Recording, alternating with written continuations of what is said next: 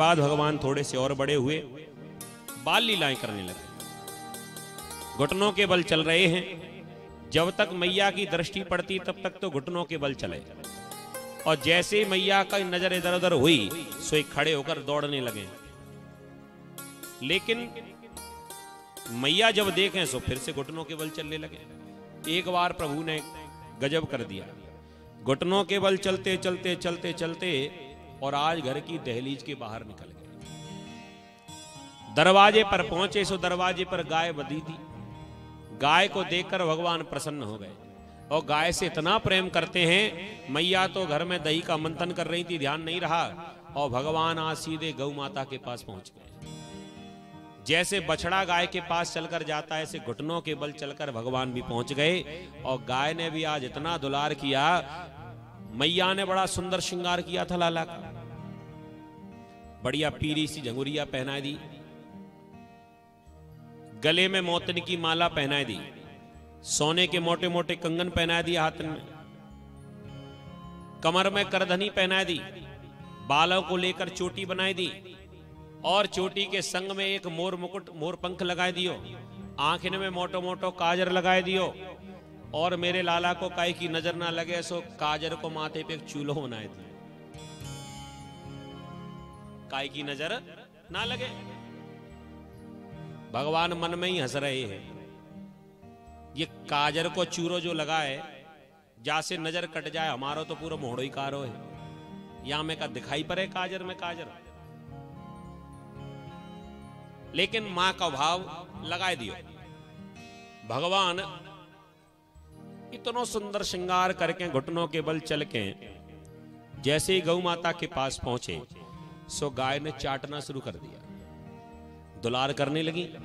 साक्षात भगवान ही आ गए पास में, सो गौ माता चाटने लगी भगवान का मुख। भगवान को बड़ा आनंद आने लगा। सो जो मैया ने काजर लगायो का पूरा काजर मोहड़े पे पसर गया।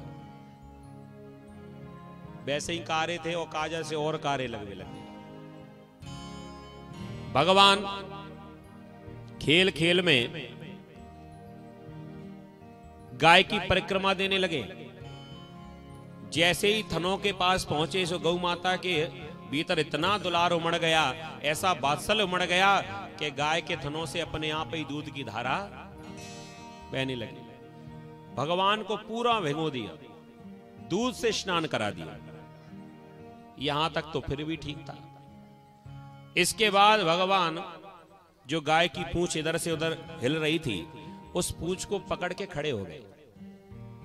पूंछ के संग ही खेलते रहे। थोड़ी देर तो खेलते रहे, थोड़ी देर के बाद गैया ने किया गोबर। नीचे खड़े थे भगवान, सीधे गोबर भगवान के सिर पे आके गिरो। जो श्रृंगार वो सब गुड़गोबर रह गए। अब मैया को देख ध्यान आया, अरे मेरो लाला कहां गयो? आवाज लगावे लगी, अरे लाला, ओ कन्हैया। अब कन्हैया घर में हो तो बोले। मैया ने देखा दरवाजा खुला, बाहर तो ना निकल गए। जैसे ही घर से बाहर दहलीज के निकल के गई तो क्या देखती हैं, भगवान तो गोबर गणेश बने खड़े हैं। मैया ने कहा, रे लाला दारी के काव जन्म में तू सूकर जरूर बनो है। हंसी मजाक में सही, लेकिन बात सत्य थी। भगवान ने तो बड़ा अवतार भी लिया था। लाला ये तने कहा कियो।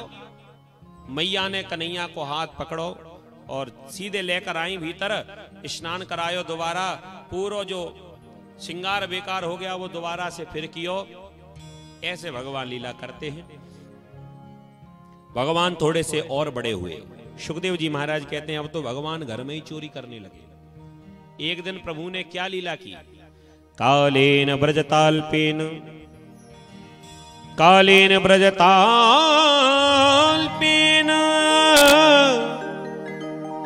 गोकुले राम केशवौ जानुभ्याम सह पाणिभ्याम रिंगमाणौ विजन्हतु। कालेन ब्रजताल्पेन गोकुले राम केशव।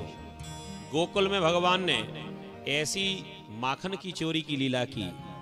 जब भगवान थोड़े से और बड़े हुए, रसोई घर में और रसोई घर में बहुत सारी मटकियों में माखन भरा हुआ रखा था। सो भगवान ने एक मटकी को उठायो, अपनी गोद में रखा, जानुभ्याम सह पाणिभ्याम, अपनी गोद में रखा, हाथ डालकर और धीरे धीरे माखन खाए भी लगी।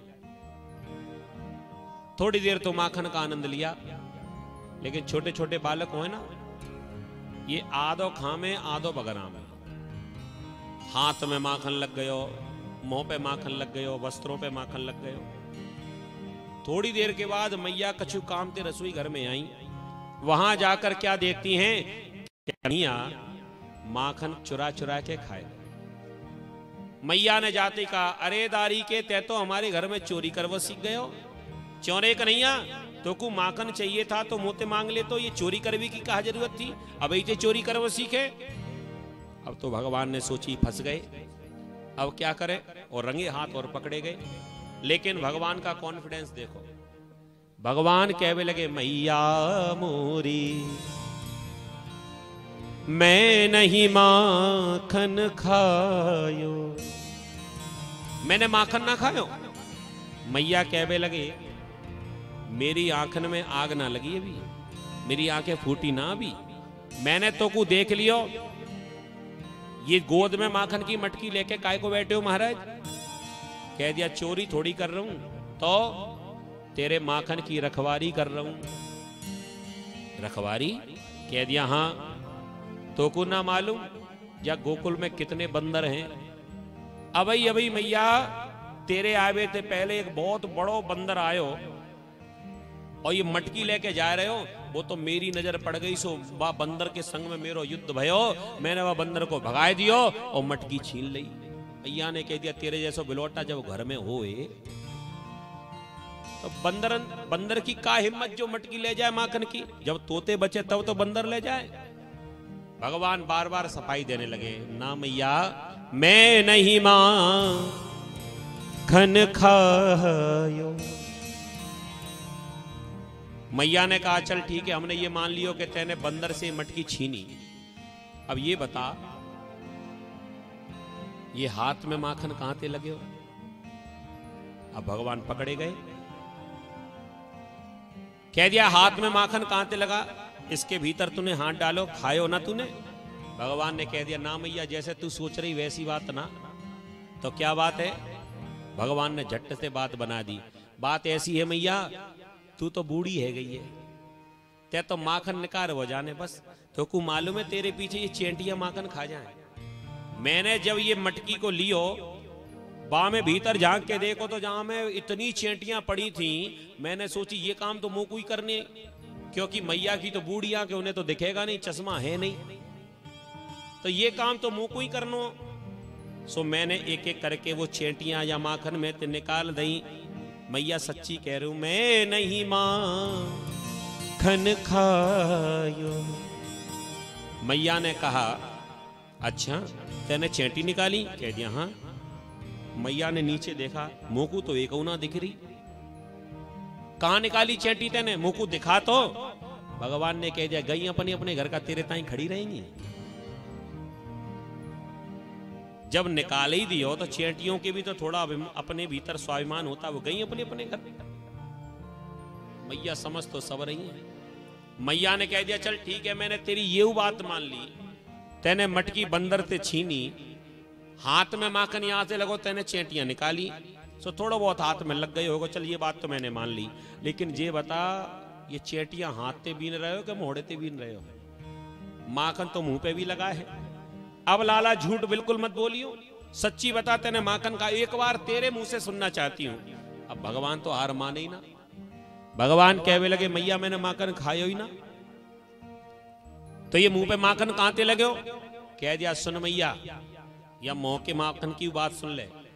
जब मैंने माखन की मटकी में ते चेंटियां हटाई ना, तो वहां में ते एक चेंटी बड़ी गुस्सेल, वो मेरे हाथ पे चढ़ती चढ़ती चढ़ती चढ़ती मोहड़े पे आ गई, और मैया बा मोहड़े पे आए के ऐसा वाने काट खायो, सो मुंह को तो बड़ो भारी दर्द भयो। सो मैंने याई हाथ को निकाल के तामे माखन लगो भयो, और वही मैंने मुंहते पहुंच दी। सो चेंटी के हटावे के चक्कर में वो हाथ को माखन मोहड़े पे लग गयो होएगो, लेकिन मैं नहीं माखन खायो। सुन मैया मोरी, मैं नहीं माखन खा। मैंने माखन ना खाया। सुखदेव जी महाराज वर्णन करते हैं, हे राजन परीक्षित, प्रभु की सुंदर सुंदर लीलाएं, इन्होंने बड़ी सफाई से अपनी सफाई दी। मैंने माखन ना खाया। मैया समझ तो सब रही हैं, बिलांद भरे को छोरा, मुट्ठी भर या को पेट, बटुआ सो जा को मोहड़ो, नेक सो छोरा मुंह बूढ़ी को चलावे। मैया ने सारी बात समझ ली, लेकिन मैया प्रसन्न इस बात कह रही है कि जाकी बातें देखो कैसे बड़े बूढ़ों की तरह बातें करे। मैया ने कह दिया, लाला तो को माखन पसंद है, प्रिय है? भगवान ने सिर ला दी, हाँ। माखन खाएगो? कह दिया हाँ। चल तो को माखन दऊं। हाथ मुंह धुलाए, आंगन में बिठा दिया, और मैया सुंदर थाली सजा के लाई, माखन रोटी रख के लाई, मिश्री रख के लाई, और कन्हैया को दे दियो। माताएं देती ना माखन, जैसे घी लगाकर माखन लगा दिया रोटी पे, ऐसे गोल रोल बना के हाथ में पकड़ा दिया, खा ले लाला। भगवान तो भगवान ही ठहरे, माखन तो पहले ही खाया है। बाके बाद अब और माखन रोटी मैया ने दे दियो। देखो अपने मन से जो खाएं सो खाएं, लेकिन मैया ने जो दे दियो बा में खाने में नक्शे बतावे। तो ये परंपरा है छोटे छोटे बालकों की। मैया ने जब माखन रोटी दी, ईमानदारी से कहे तू इसे खा, तो बाप उसको खाए ना। भगवान मुंह से अपनी जो रोटी है उस रोटी को गीला करें और फिर नीचे जमीन पे लगाएं, तो गीली रोटी में जो मट्टी लग जाए सो मट्टी मट्टी खा जाएं, रोटी रोटी छोड़ दें। माटी का भी स्वाद लेने लगे। कागभुसुंड जी देख रहे थे। कागभुसुंड जी ने देखा कि भगवान ने इस रोटी को अपने मुंह से जूठा कर दिया, और मैया को अगर पता चलेगा इस रोटी को इधर उधर फेंक देंगी। मैया भोली है, उन्हें क्या पता कि वास्तव में पार ब्रह्म परमात्मा की यह जूठा प्रसाद है, ये कहीं जिसे मिल जाए तो उसका तो जीवन ही सफल हो जाए। कागभुसुंड जी की इच्छा थी कि जूठी रोटी हमें मिल जाए। भगवान समझ गए। भगवान ने कहा आ जाओ। अपने हाथों से माखन रोटी खिलाने लगे। ये दृश्य रसखान कवि ने देखा। भगवान के बड़े भक्त हुए ब्रज के संत रसखान, हैं तो मुसलमान, लेकिन प्रभु के चरणों में कितना प्रेम है। तुरंत अपनी कलम चलाई और लिख दिया,